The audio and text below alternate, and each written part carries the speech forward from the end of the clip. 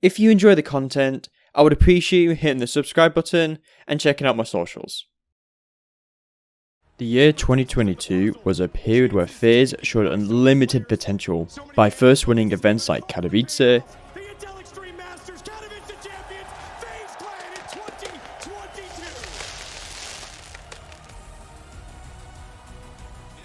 EPL 14,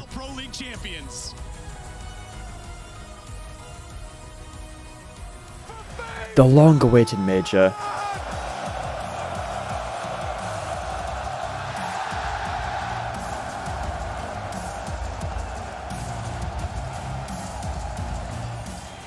and their most recent, Cologne. Never before seen! You're champions! Of IEM Cologne! Even though FaZe didn't win the most recent events, they were still huge contenders for the event, but something just didn't click at Rio. This can't be real! A slow start, but a more painful finish. Carrigan 2 to 5, and they're out! Unbelievable! Bad news Eagles are the bearers of bad news for FaZe. On the second day, they're escorted out of Rio. Bad news, Eagles eliminate the world #1. Last place in the legend stage, going home early. No back-to-back major, no Intel Grand Slam. On the 6th of November, the stacked major defending champions of FaZe Clan went up against Bad News Eagles, which would determine who would get eliminated 0-3. The worst possible result you can have in the legend stage. This loss to BNE, in my opinion, is the biggest upset of the year, and the CS scene went crazy from this unsuspecting loss. And they certainly messed up my pick'ems. Hey, I'm Smirky, and today we're going to take a look back at the legend stage and some key rounds to figure out why FaZe went 0-3. FaZe's journey started against Cloud9 in a best of 1. Right off the bat, this was already a tough matchup, as this year they have played each other 5 times and the scores were 3-2 in favour of FaZe. The veto took both teams to the middle ground of Overpass, where FaZe showed a dominant start on their CT half with an 11-4 start.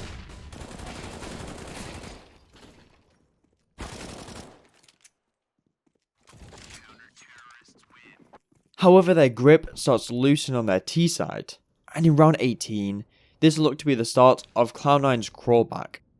Carrigan goes for a look, which isn't unusual, as the A defense is typically spread thin with gaps. He pushes up, and I think he could have got the kill onto Axel, but misses.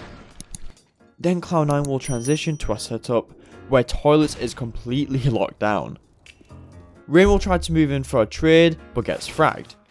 Twist initially gets confused why Rain died because of Axel's silencer, resulting in a late push and a surprise kill from Shiro. Combining this with Nafty's late flash from B that stops Brokey from helping, they go for a save, and I believe this is a case from them being outplayed rather than actually supposed to win this round.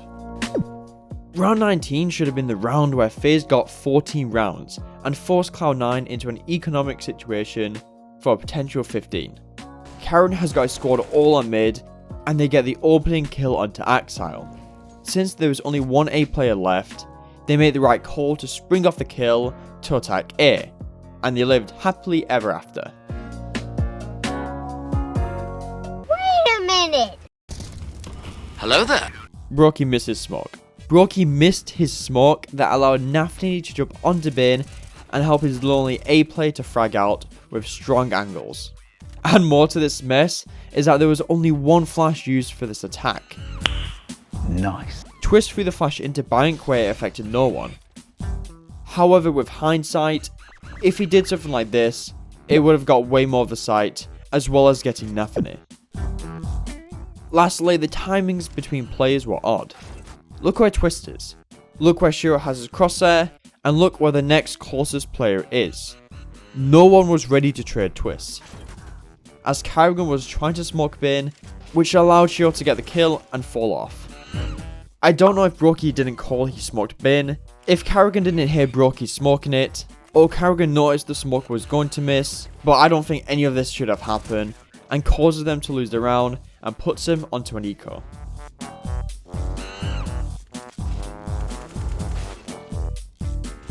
Round 24. Another round where they had 5 players on A, and they get the opening kill onto Axile. From here, they do a good job in taking the site and actually smoking bin. Hello there. While Nafany makes a bit of presence in bank, giving FaZe a bit of information. Now here is when the hiccups occur. Straight after the plant, they immediately leave the site with 2 players hiding divider and 1 long. I have 2 issues with this. The resmoke from Rops should have came in earlier, so there wasn't a timing for when it faded that allowed Cloud9 to get out. This would have been ideal, but to be fair, it's hard for him to know when it's going to fade.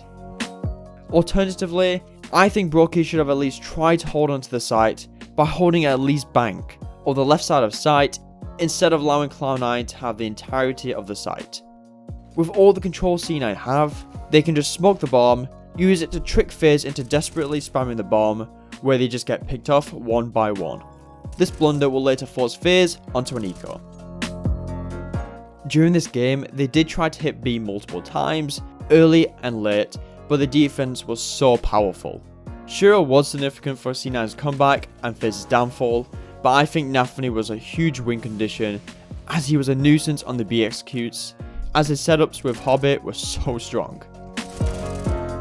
Combining this with C9's scrappy, aggressive, counter-attack A defense, it was a very hard egg to crack for FaZe, but I believe this game should have been closed off around the 16-5 mark. FaZe's loss against Cloud9 got them a date with Vitality, on the same day in a best of 1 on the agreed map of Inferno, and it did not go as expected for FaZe. Let's look at some key rounds on their CT side, and see what should have kept the game competitive instead of being rocked early 12-3 down. We are in round 5, and FaZe are going to play a default, but send Rops and Brokey to holes to play this G2 setup. And this setup is really hard to break, because of the off angles or the one-shot kill with the AWP. We can see Spinks and Dupree will give it a try and go for a double peek. However, they're just going to give FaZe the advantage. From this point, it's just Sun and Rose's right. No! On B, I think Karrigan and Rain will make the correct play, since they have the 2-man advantage and will force Vitality into executing into them. Karrigan's collecting info from CT, which is pretty common, and that's probably what Zyru was thinking when he peeked into the angle. Realistically, he should have been able to spot Zyru and get away safely, however I think Karrigan was jiggling way too quickly. As at this point he does spot Zyru, yet he feels like he's in autopilot and thus couldn't stop himself in time.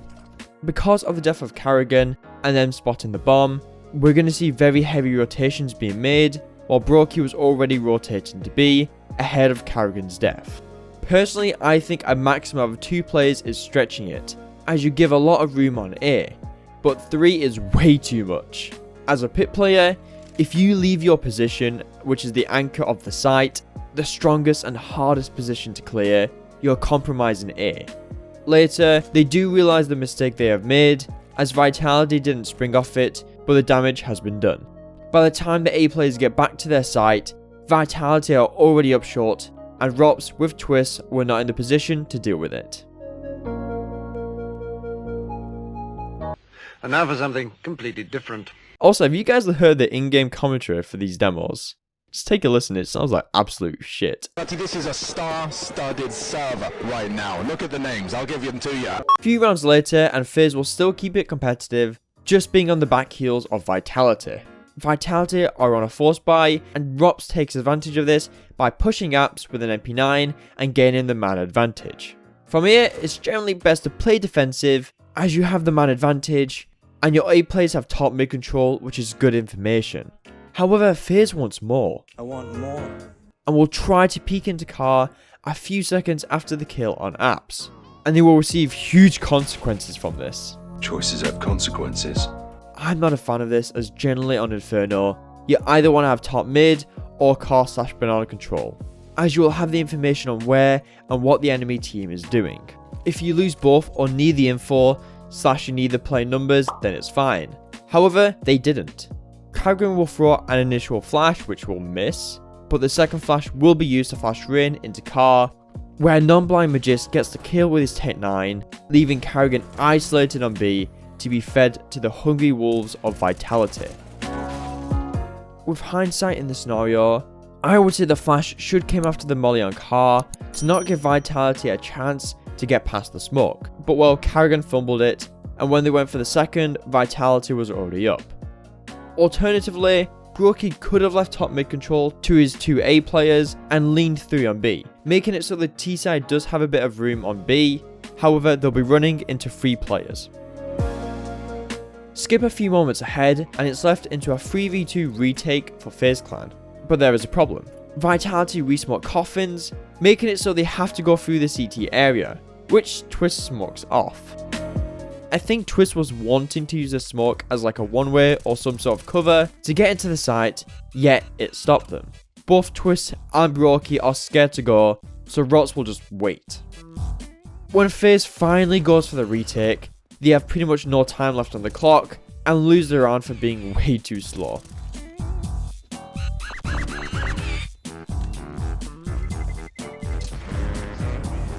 Later in the first half, FaZe mistakes will come back to haunt them, as Vitality is really building up rounds, and round 13 is no exception.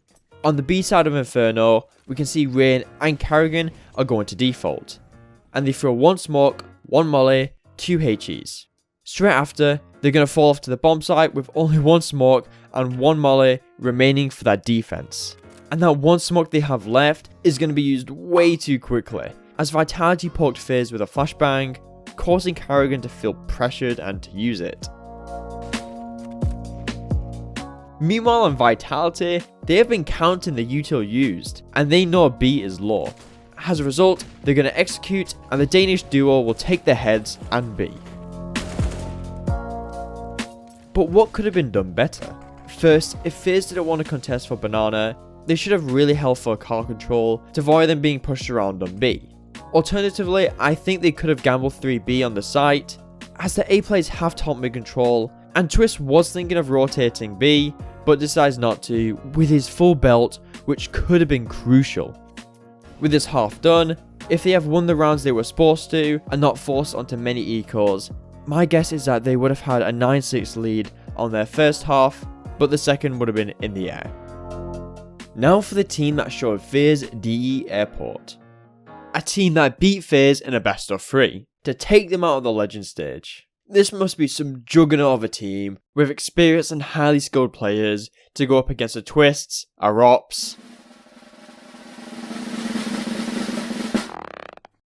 What? No offense to Bad News Eagles and the players on it, as they played a fantastic game and they showed a lot of heart, which I can appreciate. But this team should not be beating a caliber of a carefully built multi-million-dollar team of FaZe Clan. I'm going to be looking at Mirage, as that was the decider and a very close map. We're going to see parallels to the initial Cloud9 game, as FaZe takes the dominant lead on their CT side, going 11-4 just like Overpass. However, the Eagles are going to drive right past them on the second half. Now, throughout this half, B&E actually played a really solid CT half, to the point where a lot of early decision making will net them the round win. And I don't think this is something FaZe can read, counter, and unluckily walks into. Round 18 is a great example of this, as it's going to be their first buy after losing the pistol, and they will decide to lean A with some good mid presence.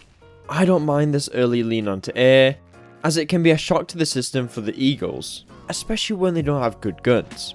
But let's take a look at B&E's setup. What? B&E are also going to lean A. With this lean, they're going to peek into ramp and go 2 for 1, which makes FaZe spring off it.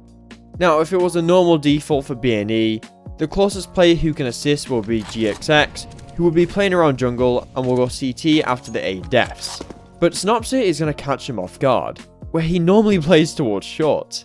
While waiting for the smokes and mollies to land, Synopsy makes a huge play by swinging out a bench and fragging Twists and later Rops in Palace.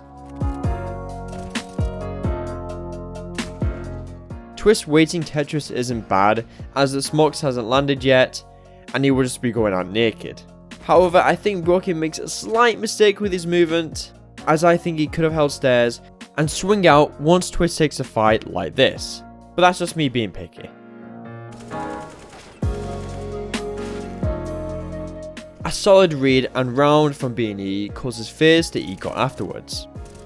We land on round 26, and I feel FaZe should have taken this round but slipped. FaZe won the round prior to this and has an inkling B&E are on some sort of scrappy buy, so they will take advantage of this with an early execute. The execute occurs and they go 1 for 1, which you can't complain about. However, there's a part 2 to this execute which I like. They're going to molly cycle CT so no one can peek it, and will throw another wave of util for top con and site to plant safely. This will set them up to take stairs, making the after plant easier. Rain will jump into the stairs smoke and will start to fade as he lands, while Karrigan watches CTs going through the bench smoke, and is ready for that to fade. But for this bit, I'm going to need some Warhol edits.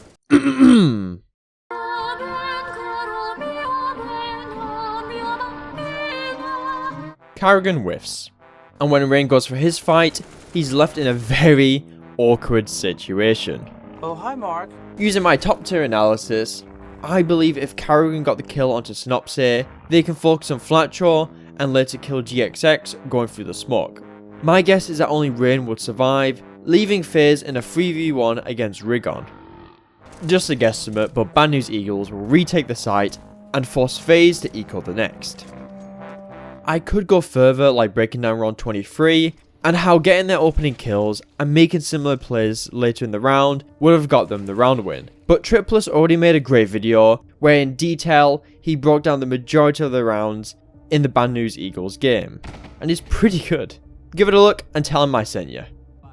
B&E honestly was really impressive on their CT side, as they showed a great poker face while picking off FaZe, outplaying them to the point where it was really scrappy, leaving the playing field as a 4v3 during the mid round.